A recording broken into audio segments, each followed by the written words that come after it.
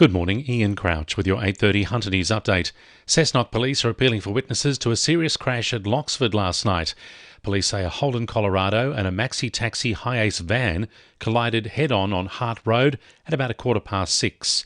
The drivers, both men aged 34 and 46, were trapped for some time before being freed by members of the Cessnock Volunteer Rescue Association. They were the only occupants of their vehicles and were taken to the John Hunter Hospital with non-life-threatening injuries. Anyone who witnessed the crash or who has dashcam footage is urged to call Crime Stoppers. The results of one of the state's first cashless gaming trials in Newcastle shows it's done little to change the habits and behaviour of problem gamblers.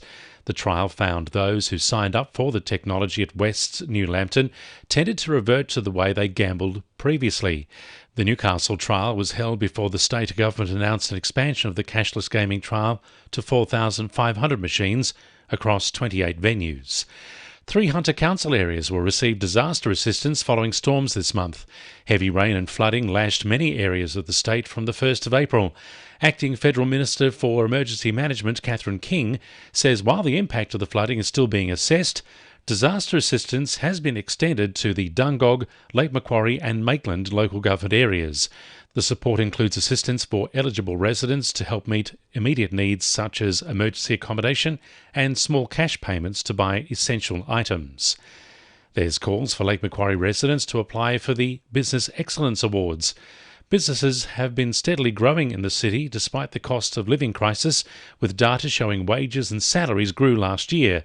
Mayor Kay Fraser says the awards will be an opportunity to recognise the creativity of businesses. They're doing some wonderful things out there in the community. They're being very creative, very innovative, and we want to highlight that and say thank you for setting up your business and doing what you do in our city.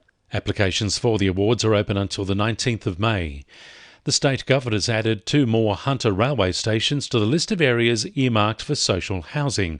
The government hopes allowing residential towers up to 6 storeys within 400 metres of Cardiff and Cockle Creek stations will help ease the housing crisis. The government is working with Newcastle and Lake Macquarie councils on master planning and detailed work to facilitate plans for more social and affordable housing close to transport links. There's calls for Port Stephens businesses to take part in an online survey as part of a health check. The survey is aimed at better informing council on the current opportunities and challenges faced by businesses.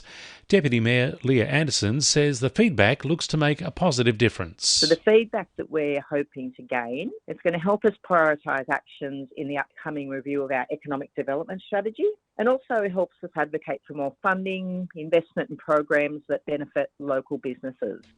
The survey is open until the 30th of April. 2NURFM Sport. The Roosters have hung in for a hard-fought 22-20 victory over the Knights after a thrilling finish at McDonald Jones Stadium last night. Newcastle halfback Jackson Hastings scored the first try of the match when he crossed in the 6th minute, but the Knights struggled to hold momentum as they made some crucial defensive errors. Coach Adam O'Brien says a missed penalty call on Kalen Ponga changed the outcome of the match, but there's no point in whinging about the result. Obviously the Kalen one at the end stands out.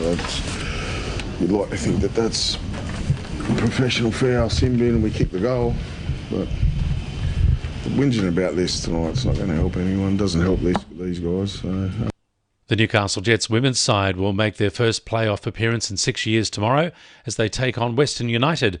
The Jets finished in 6th place at the end of the regular season and will be looking to claim their first ever finals win in the elimination matchup at Tahit. Top goal scorer Serena Bolden is a welcome inclusion in the side after returning from international duties. And the Cooks Hill Brown Snakes will kick off their maiden campaign against Nelson Bay in the Women's Rugby Union tomorrow. And the winning numbers in Powerball are 4, 6, 20, 21, 24, 25 and 30, and the Powerball is 2.